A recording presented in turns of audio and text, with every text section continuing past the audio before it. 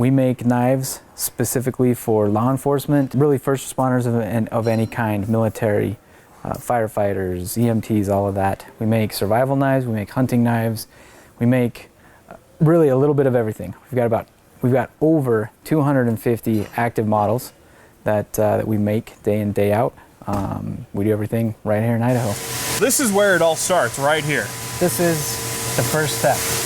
We get sheets of steel, so we'll get them in 2x3, 4x8, different sizes of sheet. We cut them into strips, so we'll get the long pieces cut, and then we get them cut into bars, and so that's what's back on the shelves there. Those bars are what ultimately gets put into the machine, and we cut the profile for the knives out of those bars. Hobbs Knives was founded in 1998. The owner got together with a small group of guys. There was I think it was 5 guys total. They all put some money in. They all made a batch of 25 knives that they thought would be kind of the epitome of a tactical knife. And so what they wanted to do is they wanted to make knives that people could rely on for whatever they needed. Think about what a military guy who's outside of the base trying to get back on his own, what is he going to need? And that's what they came up with. So the first knife we ever made was a 7-inch blade, 1/4 of an inch thick, full tang knife that's a beast. We still make it today, and that's how we got our start, was with that knife. Okay, so once it's cut, you've got your bar, then you use these machines to cut out the profile of the knife. What are these kinds of machines, and what do they do? So this is it's called a CNC machine. These are basically computer controlled. I kind of imagine it like a drill, and I mean that's probably the easiest way to explain it to somebody that's never seen one. It's kind of like a drill. You got a machine, you got this bit that is going to drill some holes, and it's going to cut along the side of an object to make something. The CNC machines are used for everything from car parts to knives to guns, pretty much anything that's made out of metal. CNC machines are a pretty valuable tool because you can get very tight tolerances. You can get things that are repeatable and very, very, very close to exact. So for example, these ones just came off of the machine. So the edges are real rough. If you're not careful, you'll get little metal slivers. Basically, this is a large tomahawk that we make. Right. There'll be that arrow will be milled into this. You'll see that later on. Okay. From here, they're going to check the thicknesses. They're going to get the calipers out, make sure that it's consistent. If it's not the right thickness, it's going to get surface ground so that it's exactly as thick as it should be. Because once you put the taper on this, if it's not the right thickness, your taper is not going to be centered. It'll be off to one side or the other. It'll be crooked. It just won't be right. So precision in thickness, in size, everything has to be very, very precise for these machines to do it right. We have what are called the rock tumblers. Basically, it's a machine that vibrates. What it's doing is it's taking all the burrs off of those edges. All the little sharp corners that are left from the CNC machine, just rounds them just enough that you're not going to cut yourself picking it up. It makes them, it gets them ready for the next steps in processing. You don't want an exact 90-degree angle on stuff, especially when you're going to heat treat it, when you're going to do stuff, because that creates a point of stress for the material. This, as they say, is where the magic happens. So we were talking earlier about picking the right steel. Right. The other part of the equation is making sure that it is heat treated properly. If you don't get a good heat treat on your knife, it's either going to be too soft or it's going to be too hard. If it's too soft, your edge is going to roll and it's just not going to stay sharp. If it's too hard, you risk having it chip easily or even break. So what we do on our 1095 on the high carbon steel blade is we do what's called the differential heat treat. Okay. The edge is going to be harder than the spine. Actually, the knife that he's doing now, he's got to get the edge and the spine pretty hard, but the middle is going to be a little bit softer. Okay. So the middle is where it'll have a little bit of give, and so it can absorb some stresses that a knife that's fully hardened might not be able to take. Once they're cut off of the machines, we do pretty much everything else by hand. They're heat treated by a person. The handles are shaped by a person. They're assembled by a person, sharpened. the sheath, every sheath fits its specific knife, especially if we're dealing with Kydex sheaths. We make them in bulk, but every knife gets put into a sheath, and that's the sheath.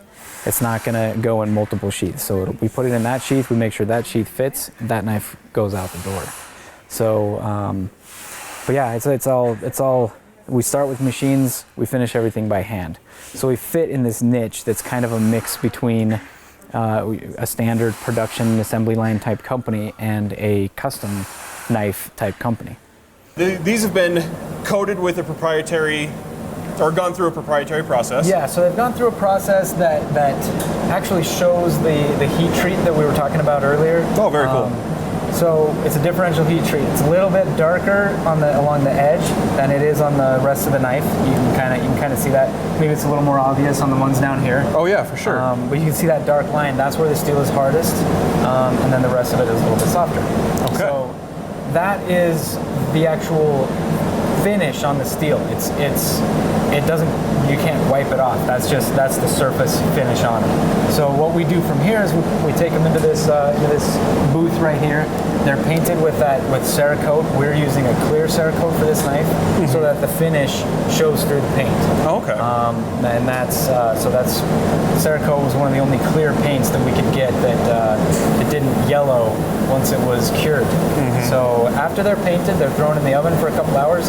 That's what hardens the paint and makes them ready to be assembled. In this room, we do the laser engraving. So every knife gets our logo put on it, gets the name of the knife, maybe a graphic, a serial number, and on the back, made in the USA. Very cool. Everything runs through this machine, so all of the knives got to run through this room. So what's happening here?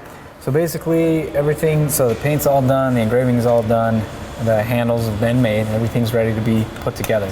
So it looks as simple as just kind of screwing the handles together and calling it good. But one of the things that's important to us and important to people in general is the fit of the knife. So when you pick up that knife, can you feel, so think about when you go to a restaurant and they bring you a steak knife. It's like the handles are always loose. You can always feel rough edges. You know, it's just, you know, if you had to use that for more than cutting steak, you'd hate it. Yeah. Right. So that is not how our stuff is going to work. Our stuff, the separation between the handle and the tang. So like on the top of the knife, you're not really going to feel that difference between the handles and the blade. It's going to feel smooth all the way across that, and there's a little bit of finesse involved in just making sure that everything fits just right. So as he's putting these together, if something happened on the for example on the CNC machines, if something got kind of moved and that handle doesn't fit right, we don't use it. So when we have some loss here and there, but for the most part we've got things dialed in so well that just doesn't happen very often. After assembly, one of the first things, or the first thing that happens, is they're going to get sharpened. So we do a two-step process to sharpen the knives. The first step is on a 2-inch by 72-inch belt. It's a sanding belt. Right? So we're using just kind of a regular belt grinder. We get the rough edge put on the knife, so it's mostly sharp when he's finished, but not quite. After he's done, it moves over to the last step, which is a leather wheel. We use that to polish the edge or to buff the edge. So yeah, everything's sharpened by hand. It's all done freehand. And then same thing with the buffing. And when they're done, there's a pile of paper on the floor that I'm sure everyone will see, and that's because every single knife gets its edge tested on paper.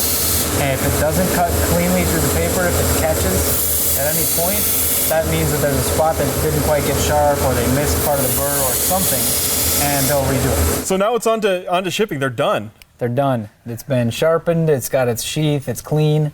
It's ready to go. So the last step that happens here is it's put into a plastic tube, then it's put into a box, and then we ship them out, whether that's to our distributor, to a direct dealer, or a retail sale. The last person to see that knife before it gets put in the box is kind of that last quality check. So what happens here is they'll take the knife out, make sure everything looks good, make sure it fits right, clean, make sure it's got oil on it, and then kind of any extras that go along with the knife that happens here. So everything gets a certificate of authenticity. Some knives will take a little bottle of oil, or sometimes we'll send a sticker out, or different things like that. And that all happens here. Okay. And then, like I say, from the after it's put in the box, it's shipped out, and then, like I said, hopefully we never see it again. Awesome. Well, thank you so much for letting me see this whole process. It's been fascinating. So, Craig, how can people get a hold of you? Yeah. How can they find your knives? So topsknives.com. On Instagram, we're Tops Knives. On Facebook, I think it's Tops Knives Official, and Tops Knives on Twitter as well. Okay. We're out there. We're pretty easy to find if you know where to look. Awesome. Thanks so much. Of course. Thank you.